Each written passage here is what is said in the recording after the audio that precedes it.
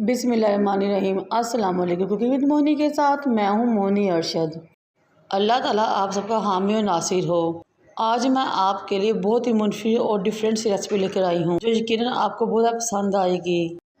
हमारे शहर गुजरावाला में जब फ्रूट चाट बाज़ार से मिलती है तो उसके ऊपर गाजरों की बहुत ही मज़े से सॉस की टॉपिंग होती है, बिल्कुल उस तरह जिस तरह के हम घर में मुरब्बा बनाते हैं, लेकिन उससे थोड़ी सी चेंज होती है और इसके बगैर तो फ्रूट चाट मुकम्मल ही नहीं होती।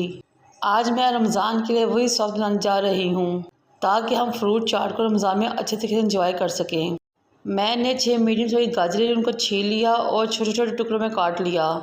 इन गाजरों को धोकर मैंने एक बर्तन में डाला। फिर मैंने एक चाय वाला बड़ा मग इसके अंदर पानी का डाला और 2 नॉर्मल कप इसमें चीनी के भर के शामिल कर दिए।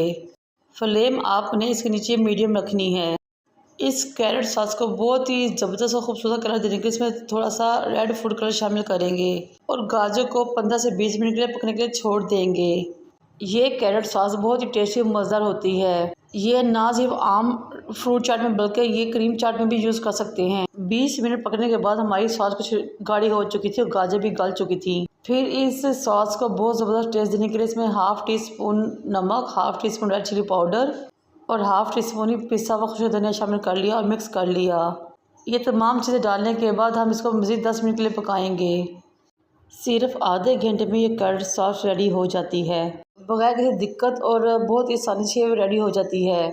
गाजरें गल चुकी हैं। अब इस कैरेट सॉस को बहुत ही मुफीद और ज़बरदस्त खुशबू और टेस्ट देने के लिए इसमें हम 2 ड्रॉप्स क्योड़ा एसेंस के शामिल करेंगे।